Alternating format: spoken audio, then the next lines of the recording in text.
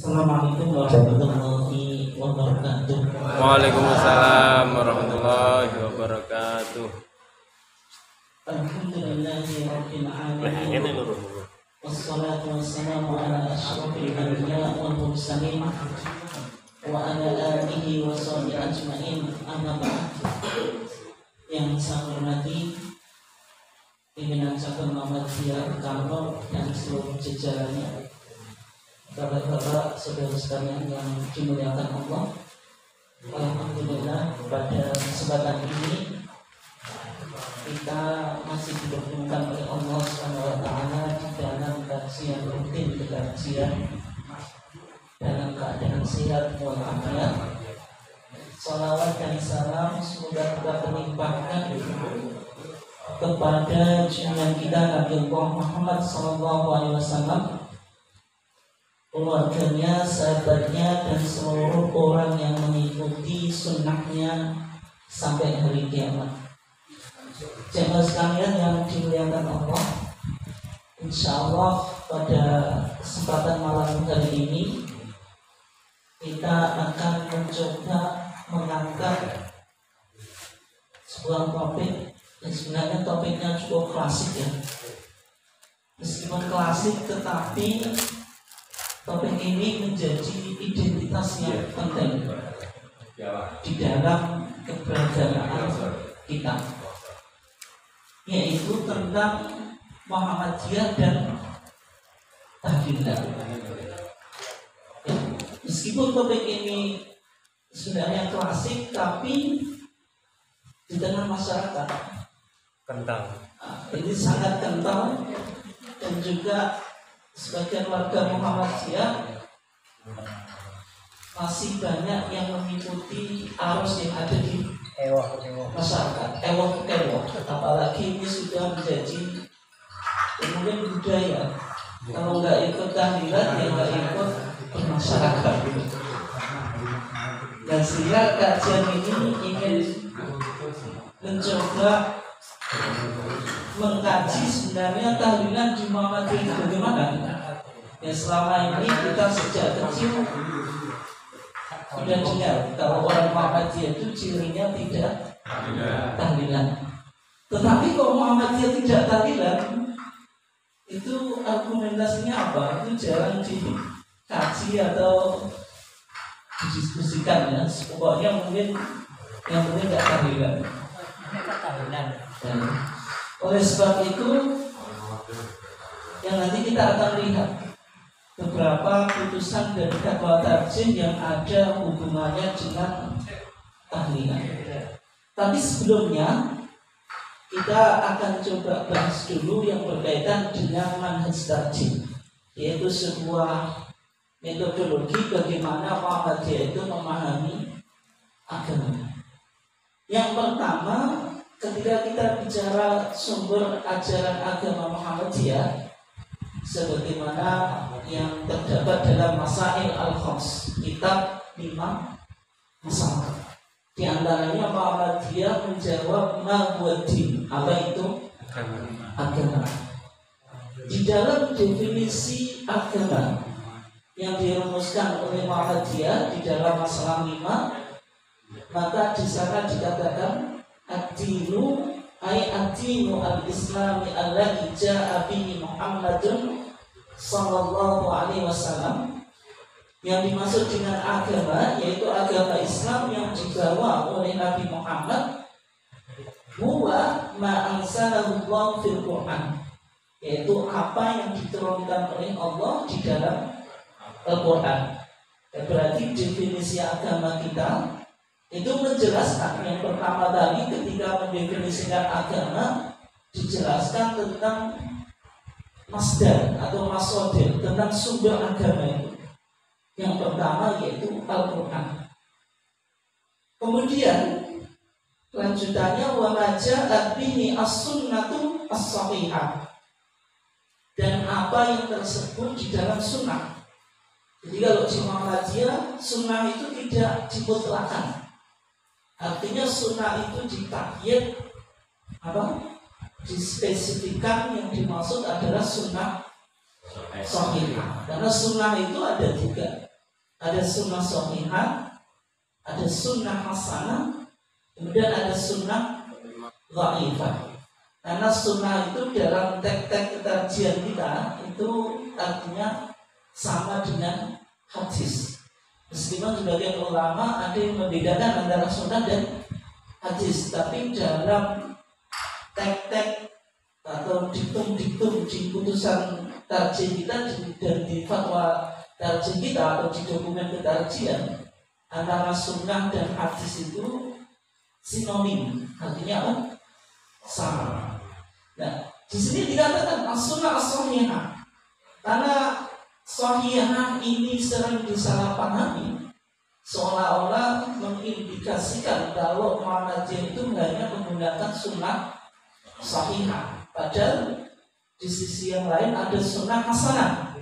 Itu seolah-olah juga tidak dipakai. Nah, kalau kita tolak sunnah hasanah atau hadis hasan, berarti banyak amal ibadah kita yang tidak ditemukan dalilnya. Ya di antaranya yaitu salat Idul Fitri dan Idul Adha.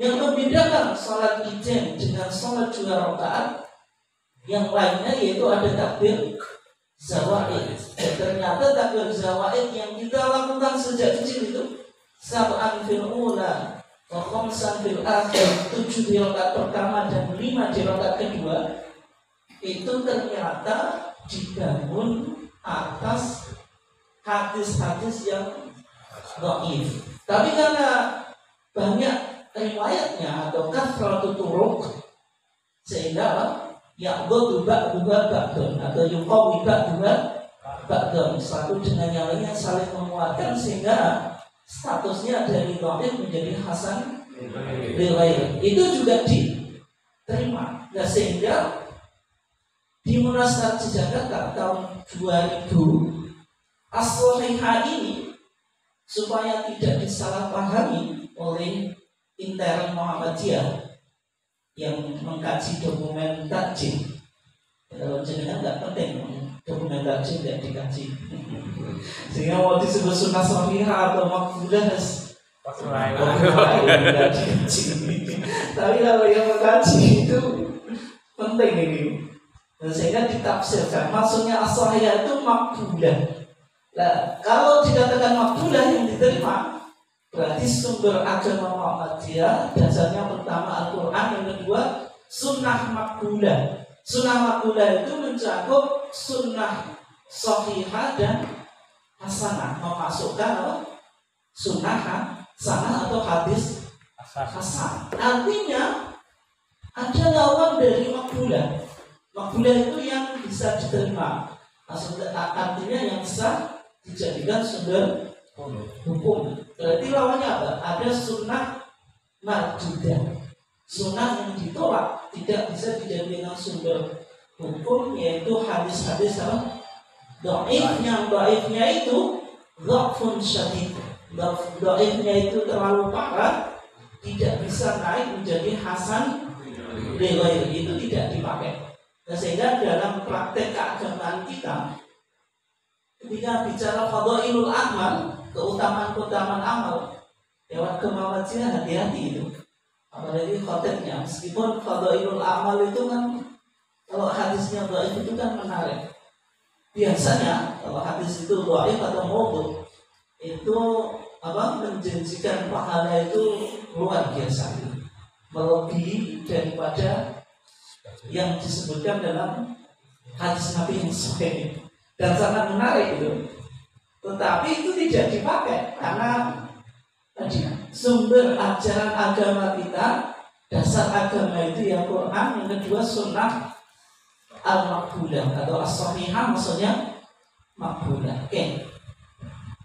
Kemudian yang kedua, Bapak dan Ibu sekalian yang dimuliakan Bapak dan saudara sekalian yang dimuliakan Allah, ya, cara beragama di dalam Muhammadiyah itu cara beragamanya itu orientasinya tasdik, artinya pembaharuan. Di Muhammadiyah kita beragama itu bukan sekedar beragama ikut masyarakat, tapi pemikiran keagamaan Muhammadiyah itu sifatnya ada yang disebut dengan tajdid oriented, orientasi pembaruan. Dan tajdid di dalam Muhammadiyah itu memiliki dua makna. Yang pertama dalam bidang akidah dan ibadah. Tajdid artinya tajrid, yaitu purifikasi. Purifikasi itu artinya apa? Pemurnian. Yaitu Muhammadiyah berusaha untuk mengembalikan otentisitas atau orisinalitas ajaran agama ini sesuai dengan pemahaman Nabi. Sehingga ketika Muhammadiyah bicara akidah dan ibadah itu selalu apa? Quran dan Sunnah. Sehingga jargon ar-ruju' ilal Quran wa Sunnah itu di makna tajdid yang pertama, yaitu tajdid dalam arti apa? Pemurnian atau purifikasi. Tapi yang kedua, tajdid tidak hanya artinya purifikasi, tapi tajdid juga artinya dinamisasi atau mungkin bahasanya modernisasi. Meskipun modernisasi sudah dirubah menjadi kemajuan. Itu dilakukan oleh Muhammadiyah dalam bidang muamalah dunyawiyah. Muamalah dunyawiyah itu apa? Segala sesuatu yang bukan menjadi tugas Nabi. Sehingga dalam masalah 5 di HPD kita, ketika Muhammadiyah menjawab apa? Maya dunya, apa itu dunya? Sesuai dengan hadis Nabi ada apa? Antum a'lamu bi umuri dunyakum. Di sana dikatakan hiya al-umur allati lam yub'ats li ajliha al-anbiya, adalah perkara-perkara yang tidak menjadi tugas para nabi. Sehingga tajdid di sini fleksibel, dinamis, berkembang sesuai dengan perkembangan zaman dan bersifat kontekstual. Jadi sesuai dengan apa? Perkembangan zaman dan perkembangan ilmu pengetahuan. Artinya Muhammadiyah itu memiliki dua sayap tajdid. Yang pertama sayap salafi atau tajdid purifikasi. Kalau salafi berarti merujuk pada generasi awal umat ini, yaitu kepada pemahaman Nabi dan pemahaman sahabat. Itu berlaku di konteks akidah dan ibadah. Tapi kalau muamalah dunyawiyah, ini penting. Muhammadiyah tajdidnya tidak salafi tapi kholafi. Kholafi itu mengikuti generasi sekarang dan harus melakukan apa? Kreasi dan inovasi atau yang disebut apa? Bid'ah. Karena bid'ah di sini konteksnya apa? Muamalah dunyawiyah. Kalau muamalah dunyawiyah itu wajib bikin bid'ah. Tapi kalau akidah dan ibadah tidak boleh bikin bid'ah. Sehingga Muhammadiyah tidak pernah mempermasalahkan baju batik hukumnya bagaimana, pakai celana hukumnya bagaimana, jenengan pergi ke masjid pakai apa? Pakai kopiah. Nah, pakai sepeda motor atau pakai mobil itu tidak pernah dipermasalahkan, meskipun tidak mengikuti contoh Nabi. Karena contoh Nabi pergi masjid jalan kaki, atau minimal para sahabat dulu ada yang pakai unta, tapi jenengan tidak perlu untuk pakai unta. Karena itu apa? Muamalah dunyawiyah berkembang sesuai dengan konteks kekinian atau zaman. Oke. Yang kedua, Muhammadiyah juga ingin mencoba mendefinisikan ibadah. Ibadah itu mana yang harus saklek, tidak bisa apa? Diotak-atik, harus tetap mana yang begini. Sehingga Muhammadiyah mengklasifikasikan ibadah itu menjadi dua. Ada yang disebut ibadah amah dan khosoh. Amah itu ibadah general, khosoh itu ibadah khusus. Kalau amah itu kullu amalin adina bihi syari', segala pekerjaan yang diizinkan oleh syari', yaitu Allah atau Rasul. Segala sesuatu ini pokoknya yang hukum dasarnya apa? Mubah. Kemudian yang kedua khosoh, atau yang disebut apa? Ibadah makhdhah. apa? Mahaddadahu syari'u fiha bijuz'iyah wa hay'at wa kaifiyat maksusah. Ibadah yang tata caranya ditentukan oleh Allah tentang perinciannya, tingkah lakunya dan kaifiyah atau tata cara pelaksanaan. Ini yang tidak boleh melakukan apa? Bid'ah. Konteksnya harus ibadah apa? Maksudah atau khosah. Tapi kalau amal boleh bid'ah. Oke. Dan sehingga bagaimana Muhammadiyah memahami dua pembagian ibadah tadi? Yang pertama ibadah umum atau general, maka cara memahaminya tek-tek agama dipahami secara kontekstual, kekinian, berkembang sesuai dengan tuntutan zaman. Secara umum, tapi ini tidak harus. Pendekatannya itu lebih pada pendekatan burhani. Tapi ini secara umum. Bisa jadi pendekatannya nanti pakai pendekatan yang lain. Sehingga kalau pendekatannya burhani, manusia diberikan otoritas untuk berkreasi dan berinovasi. Sehingga di sini sesuai apa yang dilakukan Nabi, yang disabdakan Nabi, antum a'lamu bi umuri dunyakum atau bi amri dunyakum. Ini kan konteksnya ketika Nabi lewat di kebun kurma yang mereka sedang melakukan talqih. Talqih itu penyerbukan, yaitu apa? Kurma jantan diserbukan kurma betina. Karena Nabi tidak usah. Biarlah kurma itu terjadi penyerbukan secara alami lewat angin atau lewat apa? Lewat tidak. Kumbang dan sebagainya. Dan ternyata petani atau pekebun kurma itu mendengarkan ide Nabi dan mentaatinya. Ketika waktu panen, maka Nabi lewat lagi di kebun tadi. Kemudian Nabi bertanya, "Malinas likum?" Bagaimana hasil panen kurma kamu sekalian? Maka para petani tadi komplain, "Ya Rasulullah, kuntaha kada ya Rasulullah, dulu engkau punya ide gini-gini." Akhirnya kita gagal panen atau gagal total. Terus ketika itu Rasulullah bersabda, "Antum a'lamu bi amri dunyakum." Kamu yang lebih profesional tentang masalah-masalah keduniaan. Artinya di sini Rasulullah berbicara sebagai manusia biasa, memiliki pengalaman. Pengalaman itu terkadang baik dan terkadang tidak.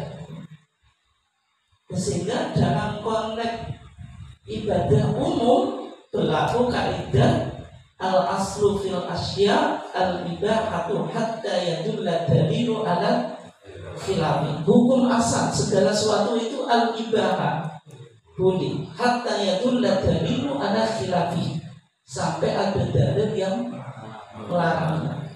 Sehingga semua jual beli apa-apa boleh, kecuali ada beberapa jenis jual beli yang diharamkan oleh syariat. Tapi kan hukum asalnya apa? Boleh. Yang kedua, ibadah khusus atau spesifik. Cara memahaminya di dalam Muhammadiyah, tek-tek agama itu dipahami secara orisinil, tekstual, literal, dengan pendekatan bayani secara umum. Tapi tidak harus pendekatannya bayani saja. Kalau bayani berarti apa?